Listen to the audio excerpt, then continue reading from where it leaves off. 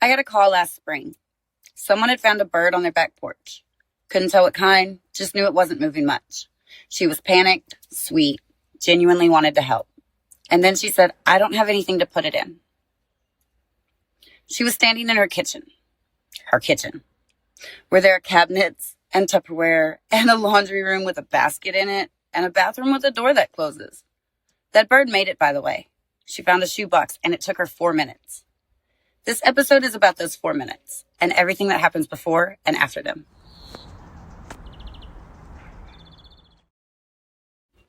You're listening to Wild Tomorrow. I'm Katie Byers, licensed wildlife rehabilitator, conservation journalist, and the person who takes those calls. Today, I want to talk about something practical. Something that doesn't require any background in wildlife, any special equipment, or any experience.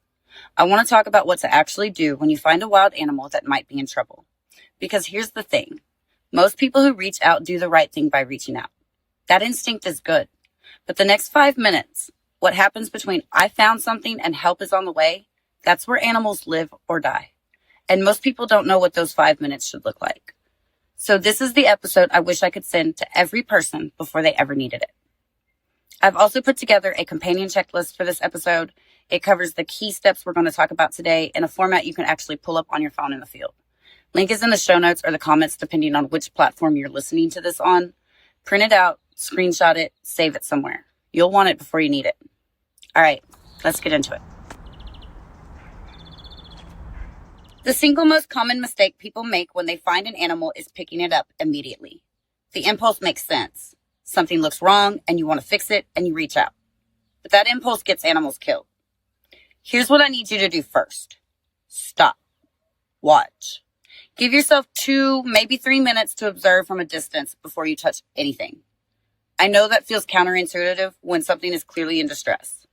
But those 2 minutes give you information that changes everything about what happens next. What you're watching for. Is the animal moving? Is it breathing? Are there parents nearby? And y'all, I mean actually look, because parent birds are often watching from 20 feet away and you won't see them unless you really look. Is the animal obviously injured? Blood? A wing hanging at the wrong angle? Something that shouldn't be visible on the outside? Was it found near a road, a window, a fence line, a cat? Now, I want to spend a minute on fledgling birds because this is the #1 source of unnecessary wildlife rescues, and I want to be really clear about it. A fledgling is a young bird that has left the nest but hasn't learned to fly yet. It's hopping around on the ground, maybe fluttering, maybe just sitting there looking up at you. And every single instinct in your body says this bird needs help. It does not. It is doing exactly what it's supposed to do. Fledglings are on the ground on purpose. Their parents know where they are. The parents are feeding them, watching them, teaching them. When you pick that bird up and bring it inside, you have just removed it from a functional care system that was already working. You have created the emergency you were trying to prevent. The best thing you can do for a fledgling is leave it alone. If there's a cat or a dog outside, bring them in. If kids are poking at it, redirect the kids. But leave the bird where it is. Not every animal on the ground is an animal in trouble. Learning to tell the difference is the first skill. Now, what about animals that genuinely do need help? Animals that clearly need intervention. Anything with visible wounds or blood. Anything that's been caught by a cat or a dog. And we're going to talk about why cat caught is a special category in a minute. Anything that's seizing, non-responsive, or clearly unable to move. Very young animals with no fur or feathers. Animals found in the middle of roads or parking lots that aren't moving to avoid you. And here's the thing I really want you to hear. If you genuinely cannot tell, if you're looking at this animal and you're not sure, take a photo and send it to a rehabber. That's not a bother. That's not an imposition. That is literally what we are here for. A single photo takes 10 seconds and it gives us enough to assess without you having to guess. And it means the animal either gets the help it needs or you get confirmation that you can back away and let it be. Either way, you did the right thing. When in doubt, photo first, questions second. Okay, so you've decided the animal needs help. What now? You contain it. And this is where I need to push back on something I hear constantly. I don't have a box. You have a box. I promise you have something. You are standing in or near a human dwelling, which means you have access to a cardboard box, a laundry basket, a plastic tote, a pet carrier, a cooler, a bucket. Hell, I've even used a barbecue pit. Or at minimum, use your bathroom with a door that closes. We're not asking for specialized equipment. We're asking for any container that keeps the animal contained, ventilated, and in the dark. That is the entire brief. Here's how to set it up. Whatever container you found, line it. Not with terry cloth, not with anything with loops or loose knitting, because tiny feet and claws catch in those, and you can end up with a different injury than the one you started with. Use a plain cotton t-shirt, a hand towel, paper towels, something flat and smoothish. Put the animal in, use as little handling as possible to get it there. If you're dealing with a raptor, like a hawk, an owl, or a falcon, a towel over the bird's head first helps keep everyone safe, including you. Talons are fast and they are not gentle. Then, dark, quiet, away from people, away from pets, away from the television, away from children who want to look at it every 4 minutes. I know that last one is hard. Do it anyway. Here's why this matters so much. Stress kills. I am not being dramatic. An animal that looks stable when you find it can crash. Cardiac event, respiratory failure, shock. From the stress of noise and handling before I ever get there. The box is not just containment. The box is treatment. Quiet and dark is the first intervention. Now, what not to do once the animal is in the box? Do not feed it. I mean this. Do not offer food or water unless a rehabber specifically tells you to. I know this one feels wrong. Something is hurt and hungry and you want to help it. But a malnourished or injured animal that gets food before it's physiologically stable can aspirate. It can develop aspiration pneumonia. It can go into metabolic shock from the stress of digesting when its body isn't ready. And water? Water can drown a bird that's too weak to hold its head up, or even if it just goes down the wrong pipe. I'll just give it a little water has killed animals that would have otherwise survived. Dark box, quiet room, call a rehabber. In that order. Everything else waits. All right, animal is contained. Now you're calling for help. I want to tell you something about who picks up that phone because I think it changes how people approach that conversation. When you reach a licensed wildlife rehabilitator, you are not reaching a dispatch center with staff on rotation. You are reaching a person, usually one person, who almost certainly has a full-time job, who has their own family and their own responsibilities, who has, depending on the time of year, anywhere from 5 to 50 animals already in their care, all of it unpaid, most of it out of pocket. The license does not come with a salary and the phone does not come with backup. I'm not saying this to make you feel bad for calling. Calling is right.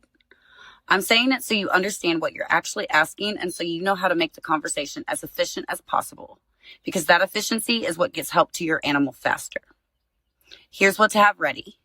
The species, or if you don't know, your best description, size, color, beak shape, feet, scales, whatever you can see, where you found it, an address if you have it, a GPS pin if you can drop one, or at minimum, a description of the habitat. Roughly how long ago you found it, any visible injuries, is there blood, abnormal posture, an inability to move, seizure activity, what it was found near, road, window strike, cat, dog, wire, fence, and whether you can transport to a rehabber or whether you need pickup. And then send a photo. Even if you've already called, a photo in the box, animal visible, helps us triage before we're in the car. Now, what if the rehabber can't respond immediately? This happens. It happens more than people expect. And I need you to understand what it means when it does. It does not mean the rehabber doesn't care. It does not mean your animal is a low priority. It means triage is happening because your animal is not the only animal in crisis today. The rehabber you reached may be tube feeding something that will die if they put the syringe down. They may be driving. They may be in the middle of a procedure that can't stop. Your job in that moment is simple. Keep the container safe. Keep it dark. Keep it quiet. Keep yourself calm.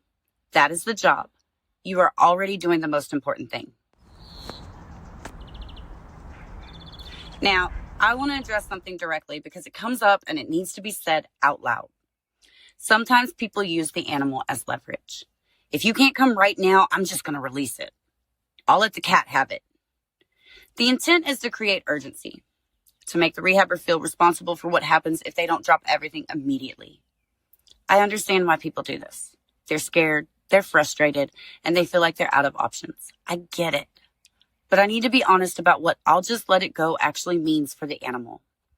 An injured animal released without rehabilitation does not take its chances in nature. That phrase implies a fair fight. There is no fair fight. A bird with a wing fracture cannot escape predators. Full stop. A baby squirrel without fur cannot regulate its own body temperature. It will be hypothermic within an hour.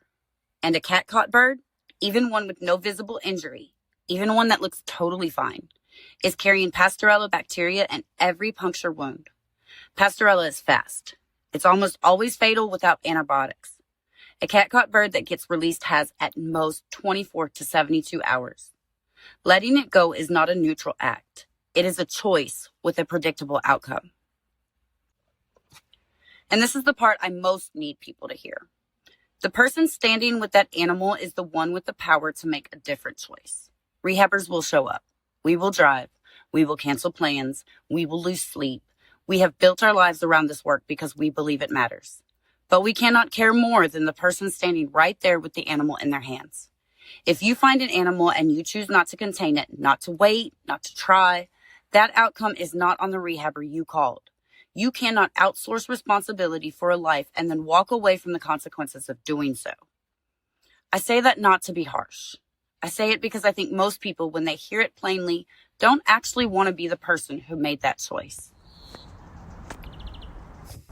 Here's what I know from years of taking these calls. The animals that make it are almost always the ones where someone, somewhere, did the simplest possible thing. They found a box, they kept it quiet, they made the calls, and they waited. I've watched animals come in near death and leave healthy because one person who had never held a wild animal in their life, did exactly those three things. And I have watched animals die because someone decided the effort wasn't worth it. The gap between those two outcomes is usually a shoebox and 20 minutes. If you find a wild animal in trouble, here are the resources I want you to have. If you're not in Texas, the fastest way to find a rehabber near you is Animal Help Now. That's ahnow.org, which lets you search by zip code and will pull up licensed rehabilitators in your area. The National Wildlife Rehabilitators Association also has a directory at nwrawildlife.org. There's a direct link to their injured wildlife page in the show notes, or the comments, depending where you're listening from. And wildliferehabber.org has a zip code search as well. All three links are in the show notes or the comments wherever you're listening. Use whichever gets you to a human fastest.